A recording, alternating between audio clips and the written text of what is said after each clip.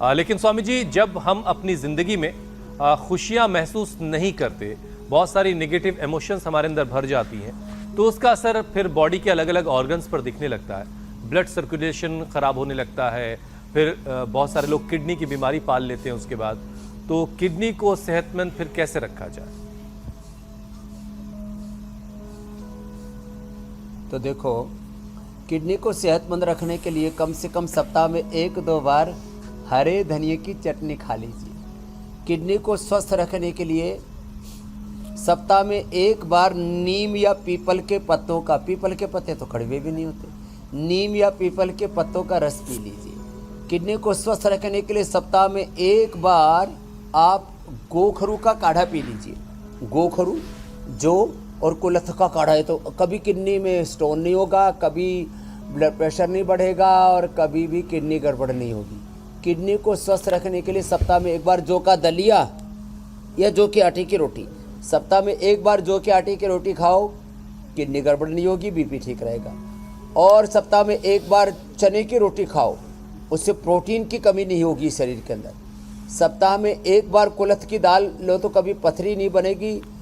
अलग अलग कभी भी ज़िंदगी में सप्ताह में 1 बार भी आपने अनार, गाजर, चुकंदर का रस पी लिया, हीमोग्लोबिन की कमी नहीं होगी।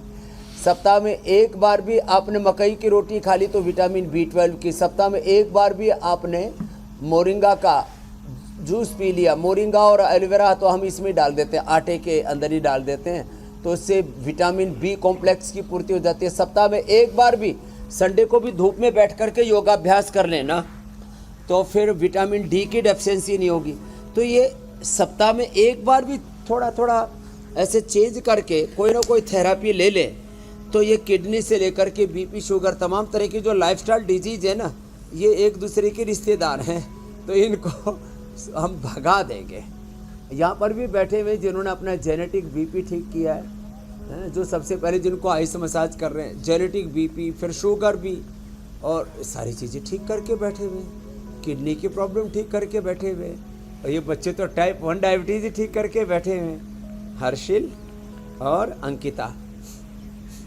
अच्छा स्वामी जी, कल ही हम बात कर रहे थे मरकरी की, कि कैसे मरकरी हमारे बॉडी में पहुंचकर ब्लड्स के ज़रिए और हवा के ज़रिए हमारे ऑर्गन्स को नुकसान करता है, तो किडनी में भी जाकर चिपक जाता है और फिर किडनी को भी बीमार करता है। वैसे भी स्वामी जी, ठंडक देखिए दस्तक देने वाली कुछ ही दिनों में, और ठंड आएगी तो साथ साथ पोल्यूशन का प्रकोप भी बढ़ेगा। तो किडनी ठीक रहे उसके लिए केमिकल्स की वजहों से किडनी कैंसर की नौबत ना आए, और तो इसके लिए किडनी को डिटॉक्स करने का क्या क्या उपाय है? जो लोग चटनी खा रहे हैं रोजाना धनिया की, क्या उनकी किडनी डिटॉक्स रह रही है? किडनी को डिटॉक्स करने का एक तो हरा गोखरू सबसे अच्छा है। ऐसे तो हमने ये गोखरू का काढ़ा भी उपलब्ध करा दिया। पहले हमको 25-50 रुपए किलो मिल जाता था, आजकल 500 रुपए किलो हो गया। क्या करें, जब से हमने इसको बताया, और सच में इसकी महिमा तो बहुत है, ये यूटीआई के लिए भी बहुत अच्छा। तो ये गोखरू, इसको ऊँट ही खाता है जानवरों में, और कोई दूसरा नहीं खाता, और उसको कभी भी यूरिन की प्रॉब्लम होती है नहीं। तो दूसरा है ये पेठे का जूस, ये पेठा और ये लौकी। ये पेठा भी हमारा योगाग्राम का एकदम ऑर्गेनिक है, ये लौकी भी ऑर्गेनिक है।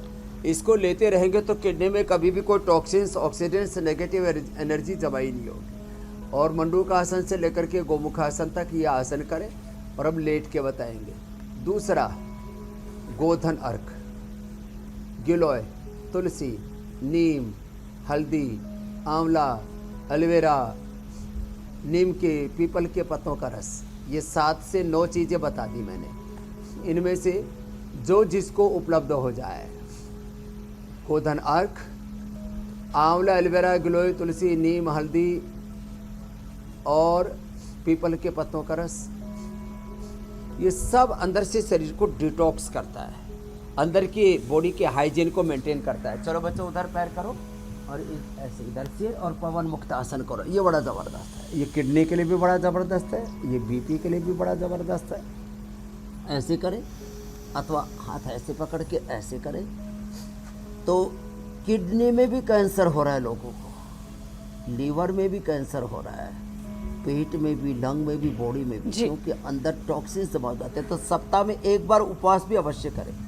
मैं तो कहता हूँ 2 ही बार, 10 से 12 के बीच में, शाम को 6 से 7 के बीच में 2 बार खाना खाएं, और इससे, इसको बोलते इंटरमीडिएट उपवास।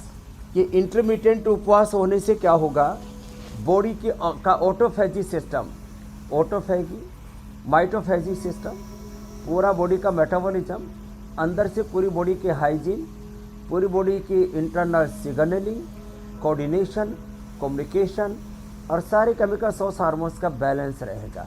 इंडिया टीवी हर वक्त हर जगह डाउनलोड करने के लिए सर्च करें India TV news Google play store या ऐप स्टोर पर।